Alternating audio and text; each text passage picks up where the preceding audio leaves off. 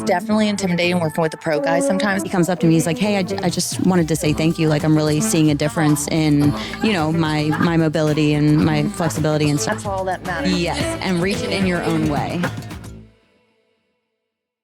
Welcome back. Welcome back. What episode are we on now? 4? Ooh, 4. We're moving through. Oh, it's been fun. And we're rocking our business attire today. Yes. What are you rocking? I'm What does rocking it say? Beyond the Ice. Beyond the Ice. I like big. that. There's like a little one plus a big one. So. I love it. I love how we Repping it have twice. the same colors for our business. I know. I don't really think I fully thought about that. No, we didn't. Yeah. We somehow That's funny. always do that. Well, you know what's funny? I started off purple and black. You're right. I started off purple, Yeah, but you then love I purple. started to kind of work more with some of the hockey players too, and I was like, let's make this a more Changes your style. yeah. Seriously, I like the right? red. I'm sticking with the red. I do like it. You know what I love about our business attire? What? Leggings. I mean, I will say. I will live in workout attire. So the fact that I don't Yes. have to pick out a new outfit. Yeah, daily, we don't have to be can wear a super hat. professional looking. We want to be professional looking. We don't want to show up in sweats, but it's always leggings and a top, which It is. it's comfy. But we always have ourselves put together. I think it's so important to have yourself put together when you're providing your own business and people are looking at you. Because they're looking at the way right? you present Yes. yourself. Yep. And Very, very I think that goes into with what I do. I train. I do a lot of fitness training plus dance, and I think that they also look at oh well, who is this that's teaching me, right? Right. I want to give them a representation of what they want to. Right. Strive to be as well. So I want to stay true to, what shape I'm in and the way I come across to them. And I think that part of the professionalism goes a long way.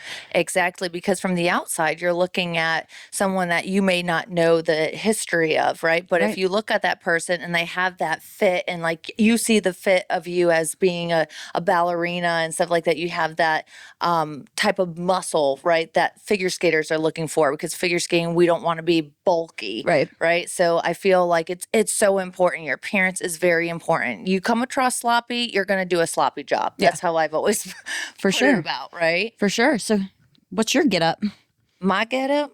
This is my power skating get up. Okay. Oh, And I like that. I'm digging the hat. Are you digging it? Yeah. Bad hair day. I envy people that look good in hats because you think your head is my head's too so big. I can't do That's it. crazy. I know. It's I would be lost without my hat, girl. Shoot. When mama don't have time to do my hair, shoot. Yeah. But so I do my power skating, which I've done, oh my gosh, probably for 20 years now. Yeah. My been a long story's time. I mean, so since funny. I've known you, Yeah. you've done this. My story is funny with this though. Tell us. Do you know how I got started? I don't know if I do. Let me tell you. So Bobby Halkitis, I know every me time tell I you. tell a story, I'm like, Let me tell you. listen up. The drama again. The drama. Bobby Halkitis, NHL player, and now he's an NHL scout, and his son and his wife now are very good friends of ours, and they were actually in our wedding. And the father came up to me when we first opened up the ice rink, and he was like, you need to put hockey skates on and learn how to skate in these and start working with hockey players. And back then, 20 years ago, power skating wasn't big for hockey. It wasn't a thing. And I was coaching figure skating, which I loved. I loved the art of it, the creativity, choreography, and stuff like that. The glitter. But I don't know. I'm going to be honest. I don't think I was the greatest at being a coach with for figure skaters. For figure skaters. I got you. Yeah, with the rules and stuff. Sometimes I'm a rule follower, but I don't know. Yeah. I like to be my own person. Yeah.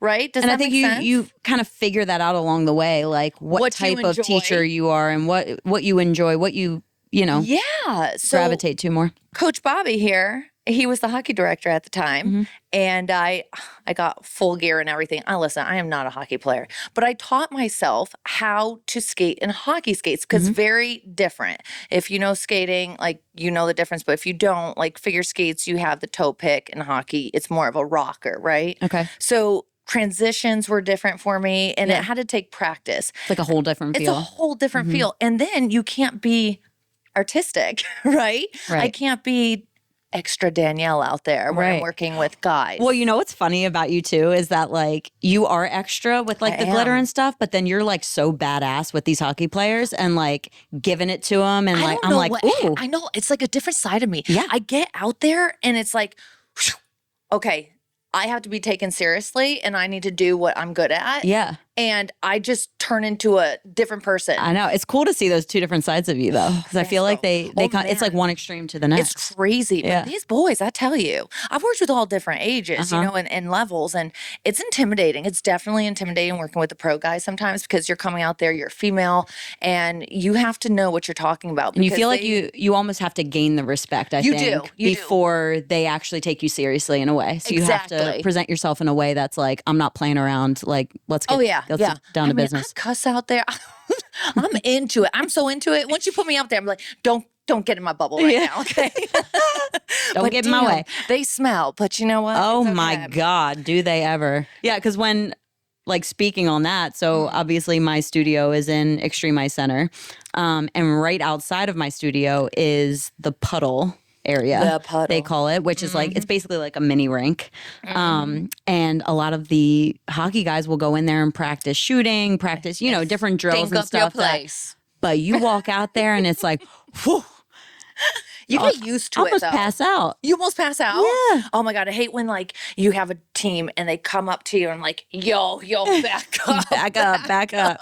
But like, it's like, can't what do they breathe. do? It's like they're sweating in their gear, and that like, what? How do you? I mean, I know, guess you I can clean know. it as much as possible, Oh, but air like, that shit out, girl. yeah. Ooh, boy. But it's so funny because some of my students will come in, some of the little figure skaters, and they'll Yeah. be like, "Oh my God!" and Okay, like now so they're dramatic, being so super dramatic. with I mean, that, you would know. So, But if I was dramatic with that, that would be a red flag off the bat. Like, oh my gosh, she sucks. but yeah, so like a lot of times like we're working out in my room too, right? And they're Yep. sweating and they're Yep. like needing some air. But if there's like older guys out in the puddle and they go out to get fresh air and they're like, oh, fresh air, not like, fresh that's air. not fresh air. And see, that's the cool thing because I got Julie involved with my power skating clinics and my summer camps, and she does the stretching because hockey players need that too. The mobility, and you don't yes. really think about that, right? But They like, don't need ballet, okay? well, I mean, ballet's good for everyone, but I will say, I mean, football players take ballet. You are right. You are right. I think there's a structure to it and like an overall like the way that you hold your body and your body awareness that I think ballet can give like a lot of athletes.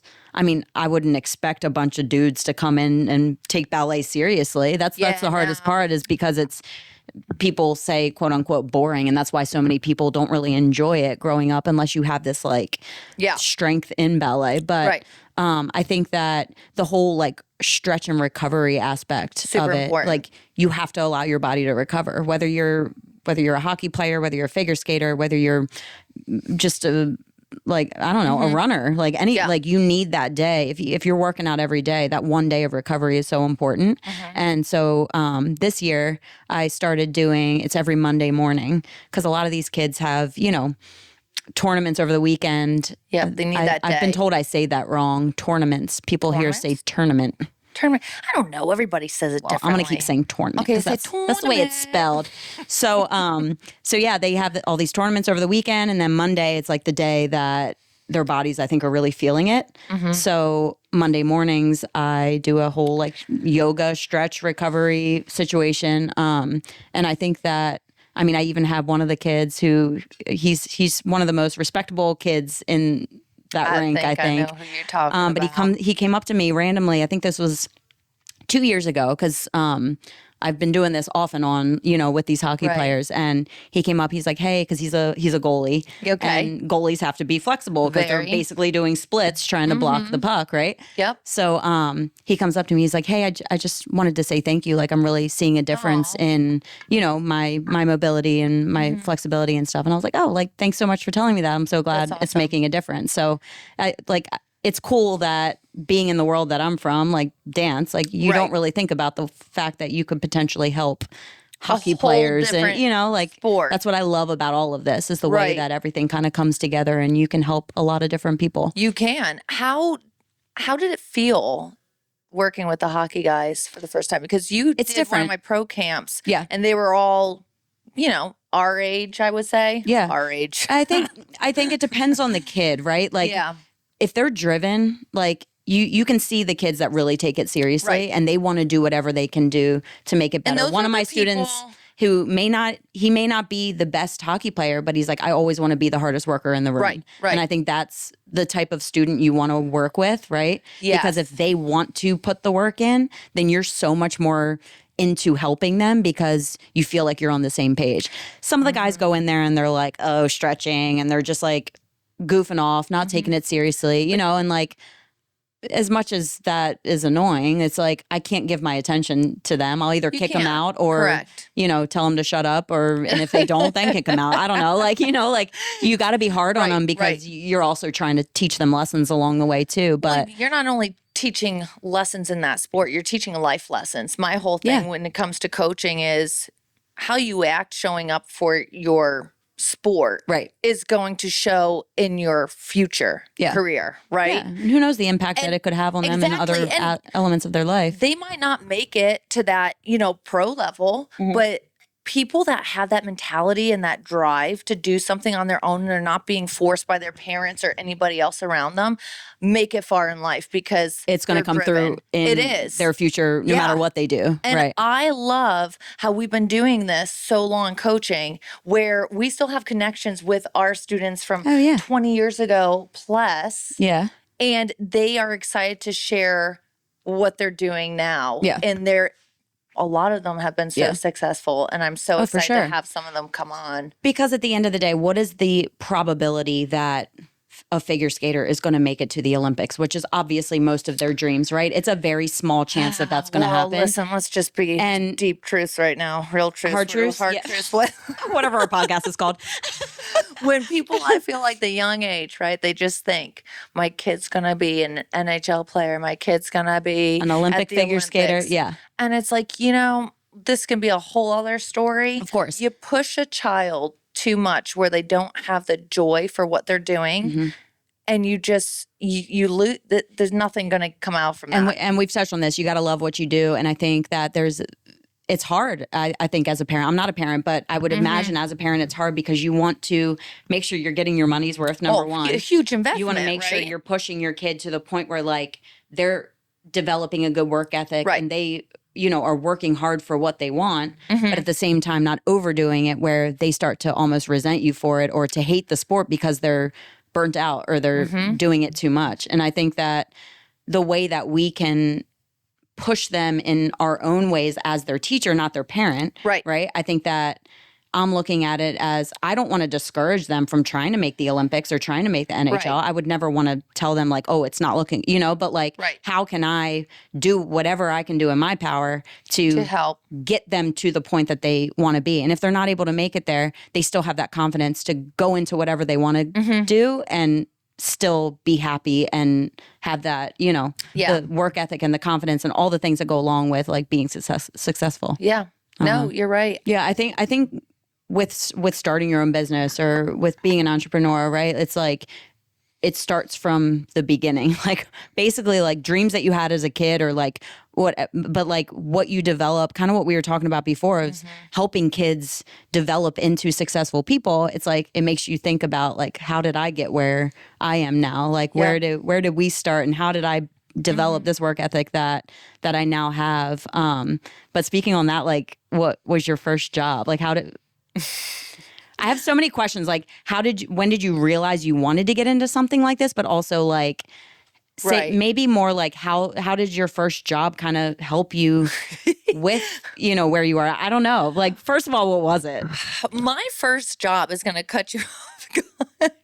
Oh God. Get you off guard. I worked at a fitness center in Birkdale. Oh, And I worked the front desk and cleaned the towels, the sweaty towels. Okay. Okay.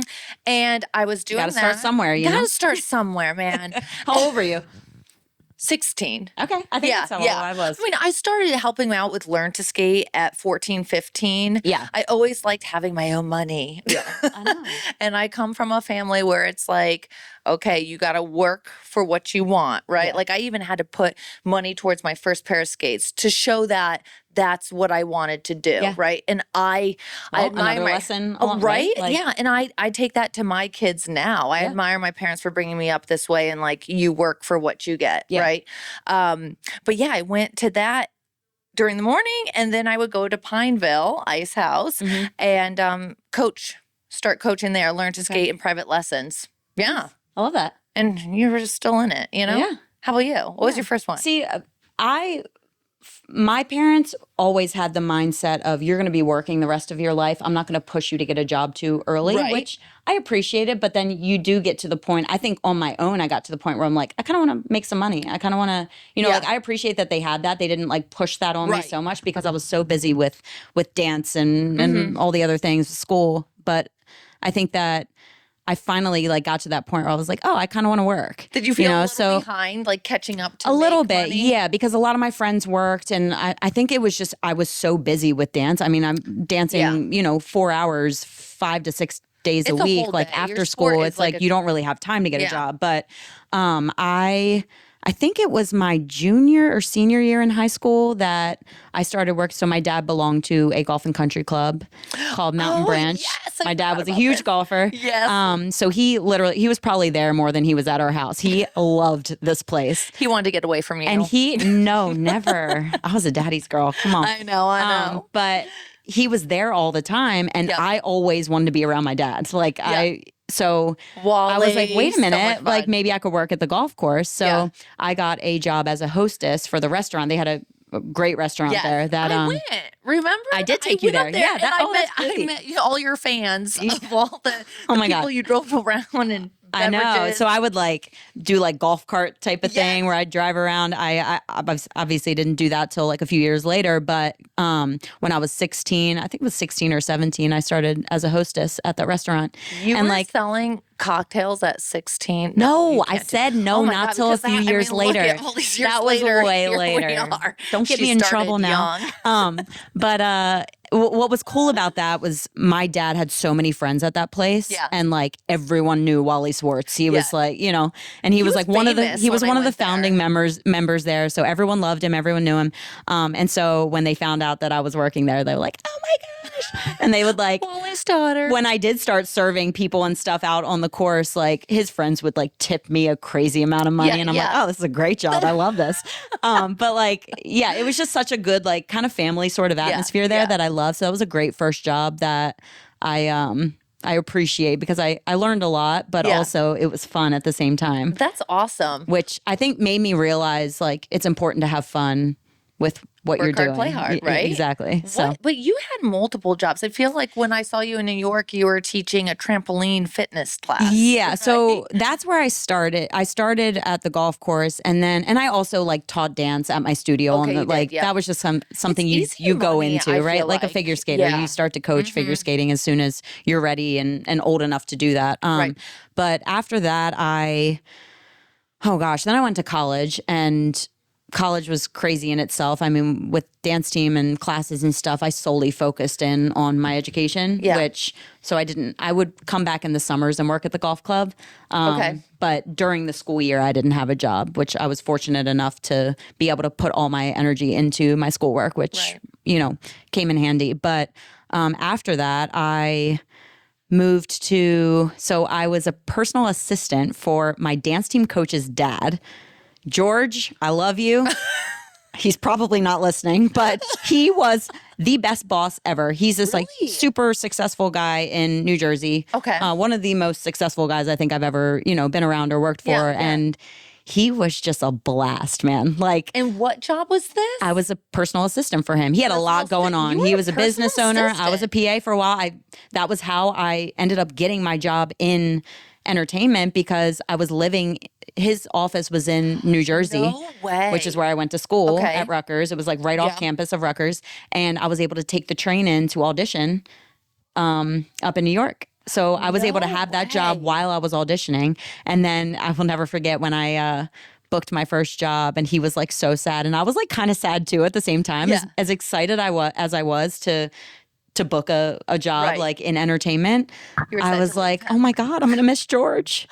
I love George. He made an impact on your life. Oh, he totally did. And he taught me a lot. What he taught you is what you transferred now to your clientele, Oh, yeah. right? Like just a way to like, and he was just so full of life. He was like probably in his 70s. I don't know. Like, I love that. Loved his life, loved his family, like just a good dude. Yeah. Yeah. And he was so much fun to work for. And I still, to this day, I ask, because I still keep in touch with my dance team coach every once in a while. Yeah. I'm like, how's George? Oh my god. How's my guy? And she's like, oh, he's good. But yeah, I mean, I think he's still doing great. So that was a really cool job. Probably one of my favorite jobs outside of dancing that I've had and what I do now, of course. But I feel like anybody who wants to get into something, it's hard work.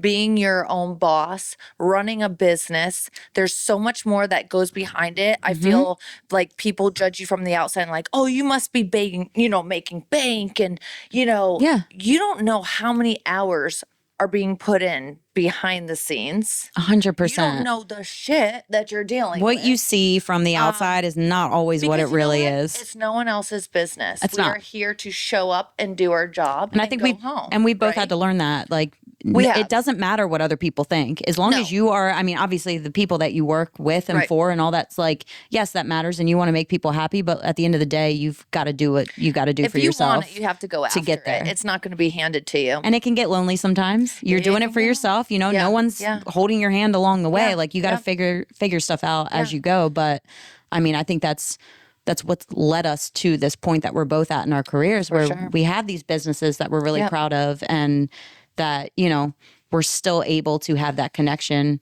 with people and do what we love to do while making money at the same time. We get paid for what we love to do. Right. And I want to end it with this, is that a tip my father always said was surround yourself with people who are smarter than you and you will become successful. And he is a very successful businessman. I take that from him.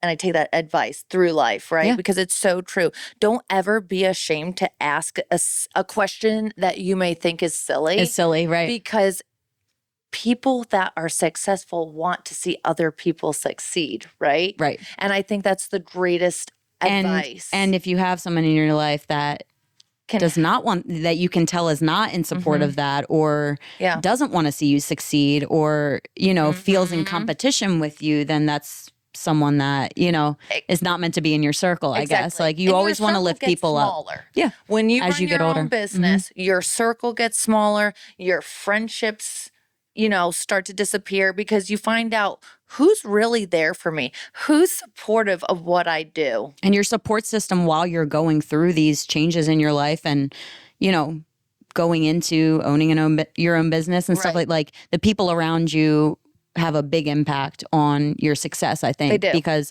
no matter how confident you may be in yourself and your ability to do this, if you don't have people helping you and pushing you along the way, sometimes you can easily get in your head and, and give up. I mean, doubt. Look at us here. This is something, a side gig job for us. I wouldn't even consider it a job, but it's a side thing that we're doing. But we're so grateful for the support we've had leading into this and the viewers that want to continue to listen to us, right? Because imagine if everyone was like, oh, that was terrible. And then we're like, okay, we're done. Let's not do this anymore.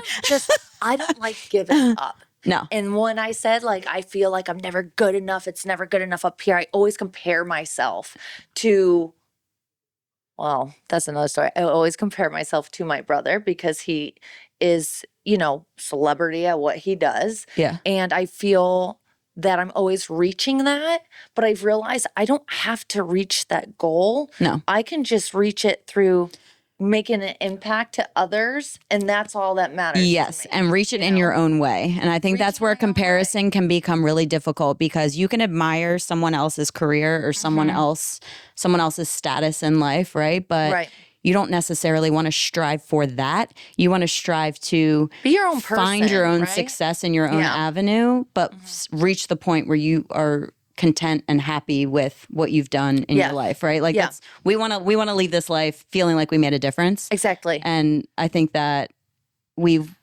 learned that there is a way to do that. You know what I mean? But it's taken us a while to realize what makes us happy. Yeah. And I think now we're more comfortable in our own skin and what we do because we've we've made, we've made something out of our businesses, right. which is really, really cool. And I'm proud of us. I'm proud of us too. Look at me too. I think that, and like we want to keep it growing, right? Like we don't want to just stop now. Like, let's keep it going. And like we've also, so now you have Logano Ice Productions, which you started, which is a whole nother business in itself that I've, been a part of. And it's been super rewarding because that's kind of putting it all together, right? I know. We get to get back in our show world again.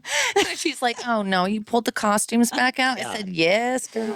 But I'm so happy, like, and this is where it's like, you never want to give up. You always like have this vision. You're like, we're doing this. Go. Yeah. That's where kids, no kids, we're going. Yes. I'm like, I'm there with you. I'm coming. And it's been a lot more difficult building something when you do have children, and our meetings when kids are interrupting us. Gosh. But you know what? They see us working and it makes them want to work. It shows them that, hey, you want to have a good life. This is why your parents are working. Yeah. This is why everyone else works. I feel like it's a good life and they're lesson. Young, but they see it. They see just like all these other kids that we work with too. Like they also see it, I think that everything that you do, you have to realize that someone's watching and you are potentially, impacting someone else's life or, but I think that we've both gotten to a point in our careers where we're happy with where we are. Yes. And that's such a good feeling. It really is.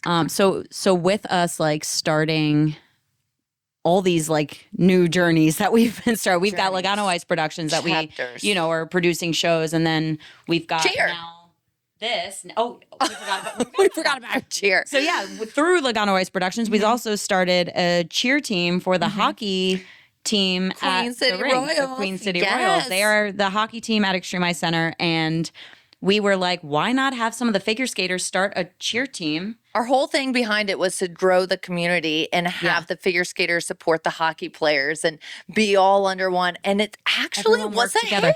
It was a hit. And I think figure skating can be a stressful sport, right? Very because much so. Not only is it an individual sport, it's very mental, right? And we wanted to give the skaters a reason to just let loose and enjoy it instead of always being so like, I don't want to say stressed out, but like it is kind of a stressful sport, right? It is. And not everybody's going to make it to the professional show life, right? But this is an opportunity to take that next step and perform. And just have fun. This is another like example of us using our backgrounds to pull it together, right? Yes, so like my dance, and like I was on the dance team in college.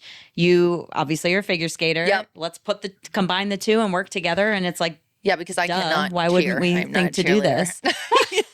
But like it's cool because then it works because we both have that ability. Like you're with your figure skating and my dancing, we make it work. We which I think is cool. It and we did it. Again. Check that off the list. Check it off. But I think with starting this too, it's like we are now like on this whole new journey, which is so exciting. We are.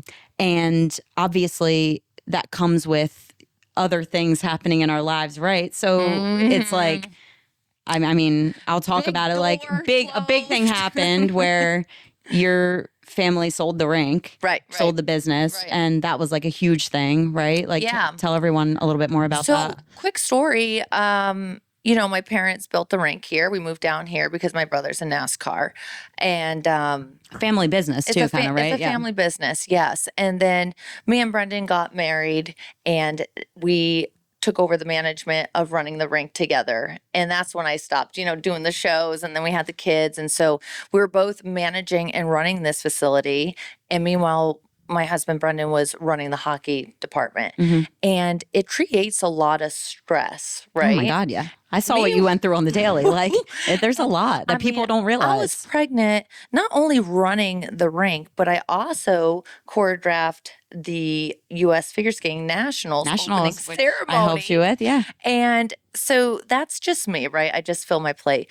But fast forward, it's been amazing running the rink and taking over something that my parents have, I would say, considered like blessed me with, right? And that's why like sorry to change topics, but why I do what I do with the power skating and the shows is because I wanted to be known as Danielle Logano, the girl that created something by herself. I did this by myself. I never wanted to be known as, oh, it's This the was owner's handed to you. daughter. It's handed to you. So I always went to work at the rink 6 a.m. till 9 p.m., running my stuff in the rink, managing, not consistently, obviously, you know, but like my hours were like, I didn't complain that I'm going to teach at 6 a.m. And that was my calling. You right? work your ass off. I Let's didn't just need to put do it that. like simply, you work so hard, and a lot of people don't see the behind the scenes stuff that goes why I into do it, all of it. Why you do it. Yeah. What, like all the work that you do that people don't see, No. you know, like, and I just see you like, I mean, grinding morning to night every single day. I mentally would tire myself out because I was doing it for other people not to look at me that way. Yeah. And I look back at it now and I'm like, you know what? They're going to think what they're going to think. They're going to still think about that this way, right? So, you know, we weren't looking to sell the rink. We turned it around where it's been a super successful business. We ran that rink like a business, not just like, you know, a recreational facility, right? And we found out that somebody was knocking on the door, and we've had people over the years where it's like, no, not time. We're still young, blah, blah, blah. And then it just seemed right. You know, and our kids are at that age now where you want to be there for them. And my husband, you know, he loves my family. They're like this, right? But it's nice to see him do what he wants to do, right? So now he owns the Queen City Royals hockey. he owns the Queen City Royals hockey, and he's killing it. And it's been nice because now I can do what I want to do and enjoy it even more with my own business, my children, and he's got his business and more time with the kids. Yeah. And I think this can be seen in many different ways by a lot of different people not knowing the story behind it. And that's why I think it's important that you're telling it, because like I saw you were an emotional wreck when the selling of that rink, I mean, shocking, but like the toll that took on you to sell that and what you went through, like, I mean, you were in tears for like a week. It got to the point where Brendan called me and was like, help, get her out of the house, take her out to dinner somewhere, like feed her drinks, like, because your heart is so involved in everything you do, which is great, but it can also, it affects my health. Yes. I cared too much, and I don't think people are aware of that it affects me to the point where I'm ill. Yeah. You know? And I think the hardest part about this sell was the relationships that I've made with our employees, our customers. I'm still there coaching, don't get me wrong. But like, you still get to see them. This was our baby, right? Like 20 years. Like, our employees have helped raise our children. When I was, you know, when I would go into work, they would watch my kid and stuff like that. And I just never wanted them to look at me that I was selfish and that you just threw it away and are leaving them to, it still eats me up because I love these people. They're my family. Yeah. And you connect with them. And I just want to see them continue to drive and be happy. But you don't realize how much people appreciate you until you're not in it anymore. And I'm a person where I don't need to hear it all the time, but sometimes I give too much and it's not appreciated. And it eats me up. It eats you up. Yeah. You know what I mean? Yeah. And I've been seeing it more now. Yeah. Since being gone. But I think a lesson in this that I feel like I've had to keep reminding you as well is do what's right for you and your family. Right. Everything else will fall into place. Everyone else will be fine. Right. But you obviously, it's in your nature to look out for other people. You can't help but do that because you care so much. But at the end of the day, whatever you decide is right for your family is for you to decide and for other people not to judge. And I think that you've always told me that. Yes. And people are going to think what they're going to think, and that's on them. But that's not for you to control, and that's not for you to try to change, you know, like correct. People that know you know that you're This like, story, yeah, right? like, and it wouldn't make them, anyone that knows you, it wouldn't make them change what they thought about you. Yeah. You know what I mean? Yeah. And if it does, then they don't know you Hey, because what do they say? You're always going to have people that love you and you're going to have people that hate you. And you have to accept it. If you want to be successful, not everyone's and you gonna have like to be you. okay with that and still keep moving forward regardless of It's hard to sometimes be what other okay with people it. think. I feel like a lot of people don't talk about that, Yeah, right? yeah. It's very hard to accept that some people can be jealous or they want to watch you fail. They want to see your marriage fail. You know, like Yeah. you can go on. And those are people that you don't need in your life. Right. Right? Yeah. But and that, no. I mean, and now we're getting deep with like emotional connections and stuff like that. But I'm like, getting emotional. I think, See, this topic got me emotional. wow, shocking again. But no, but I think it shows how much it means to you. Like It does. It does. like that was not an easy thing for you to do. So, with that being said, there's going to be a lot more conversations about this and, you know, stuff like that. But I It's think led me now to do this with you. yeah, because this may not have been an option it would if, not have you know, happened. So right. you know what? I'm thankful. Everything happens for a reason. God has a plan. And That is one thing. It may be cliche, but like Yeah. that is one thing I truly believe, that everything happens for a reason. Everything and we does. are here now for yes, a reason. Yes, we are. So with that, next episode, we have a next guest. episode. We do have a guest. We It'll do. be our first guest. Well, It will be. yeah. I mean, we all saw what happened last week, yeah, you're but they were right. technically our first guest. But They were. But yeah, next week we're gonna have a guest, and we're gonna get a little deeper on certain topics, and it's gonna be a good time. Can't wait. Yeah. Stay tuned. Bye Bye-bye.